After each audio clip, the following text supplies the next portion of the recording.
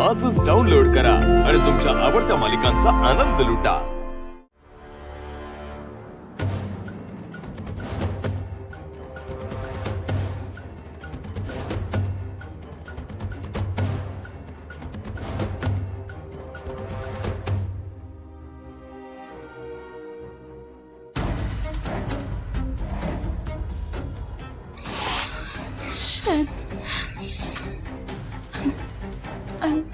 Sorry Jayant, माझ्याकडून खूप खूप मोठी चूक झाली। मी तुझ्यावर संशय घेतला। I'm sorry Jayant, I'm sorry।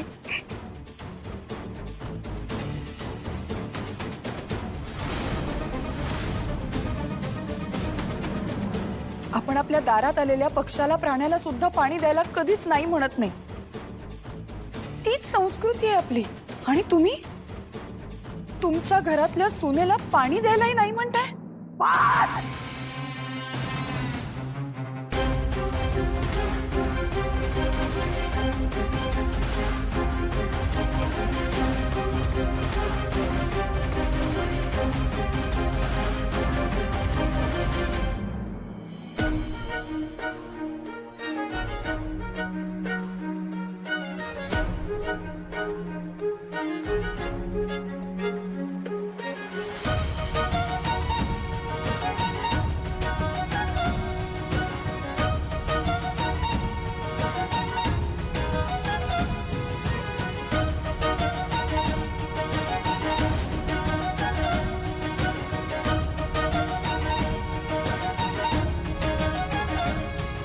मी आधीच सांगितलं होतं तुम्हाला की ही सिरियल नाहीये।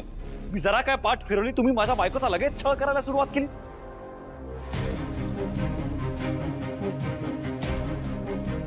मी ते होऊ देणार नाही। ए सिद्धू, काय बोलतोयस तू हे? अरे ही अवलक्षणा, ही गाडे पाटलांची सून म्हणवायला निघाली ती।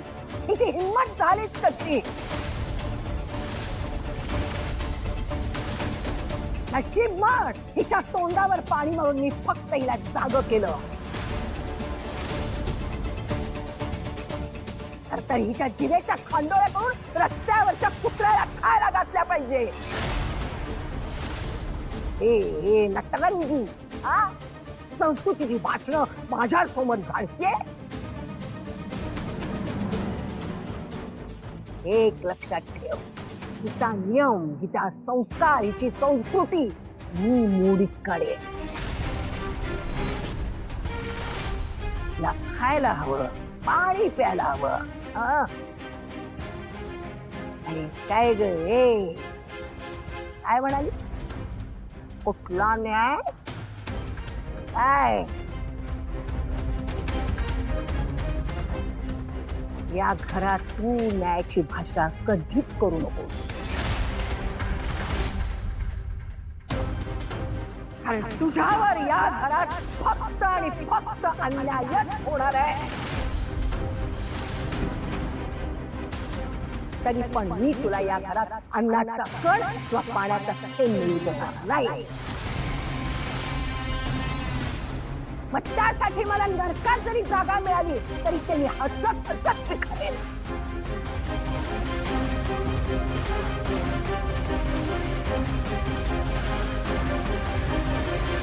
भासजी, तोंड सांभाळून बोल।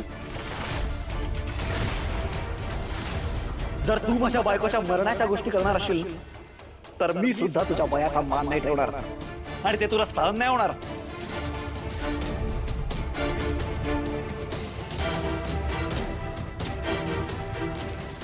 सिद्धू, तू काय बोलतोयस त्याचं भान आहे का तुला? आजीशी असं बोलतोयस? कुणाचा तरी मान राखण्यासाठी तू आजीचा अपमान करणार आहेस? ठीक आहे आई, मी नाही करणार आजीचा अपमान, पण याचा अर्थ असा आहे का की तू आजीचं चुकीचं वागणं मला खपून द्यायला सांगते का? उघड्या डोळ्यांनी भावना मॅडमवर होणारा अन्याय बघत बस असं म्हणतेस? तू सांग ना, तुझा मुलगा असा भ्याड नवरा झालेला चालणार आहे का तुला? आणि तुझा माहित नाही मलाही, पण इतकी वर्ष जे पप्पा करत आलेत ना ते माझ्याकडनं होणार नाहीये। आजी,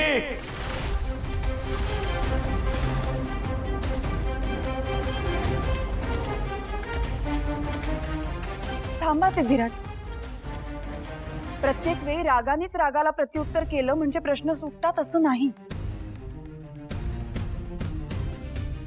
कधी कधी वाट वाकडी करूनही आपल्याला प्रश्न सोडवावे लागतात. तुम्ही जर का मला अन्न आणि पाणी नाकारणारच असाल ना, तर यावर तोडगा कसा काढायचा हे मला चांगलं माहिती. तुम्ही दिलेल्या त्रासाचं उत्तर मी त्यावर काढलेल्या तोडग्यातून दिलं. आणि या परिस्थितीवर मी तोडगा काढलाय. कसला तोडगा? काय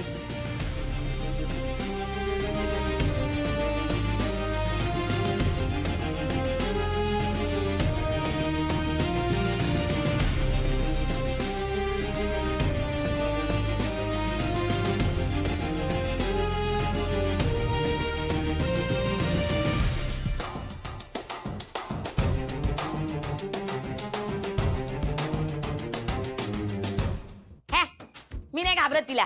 मोठमोठे टिकल्या लावू देत, नाही तर मोठमोठे कानातले घालू देत, नाही तर भरजोरी साड्या नेसून फिरू देत. वाटेल त्या गोष्टी ऐकून घेत नसते मी. मंगल,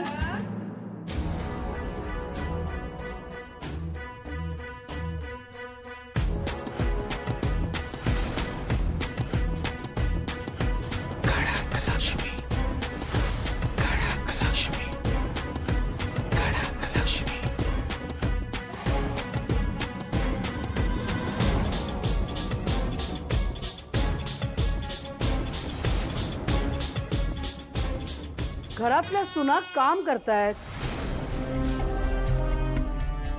आणि तू काय इथे उभी राहून शेंगदाणे खातेस? मग मी काय करू? मी नणंद आहे त्यांची. माझं माहेर आहे हे. हो, माहेरी येताना देवाने हातपाय कापले का तुझे? आ? माहेरी येताना बहिरी पण झाली आहेस का? चल कामाला लाग. मी नाहीतर काय मी? नाही नाही मी मी मी मी मी मी मी तू तू तू तू तू नाही तू तू तू तू हे बघ हा हे बघ हे तू तू तू तुकडे तुकडे मला काजूचे हिने कर म्हटली होती वीणा.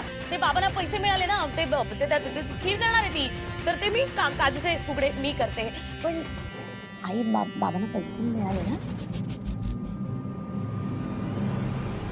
ती खीर करते ना, मग तुकडे पण तीच करेल. वीणा, तू भांडी घासायला घे. पुढच्या 10 मिनिटात सगळी भांडी झाली पाहिजेत. अगं पण त्यानंतर ओटा साफ करायचा, आई त्यानंतर केर काढायचा. सगळी कामं 15 मिनिटात झाली पाहिजेत. कळलं की नाही? मी भांडी घासते. हे आता कसं कुठलं हे हेच होतं ना, हे बघ भांड हे कुठे, हे मी घासते भांडी.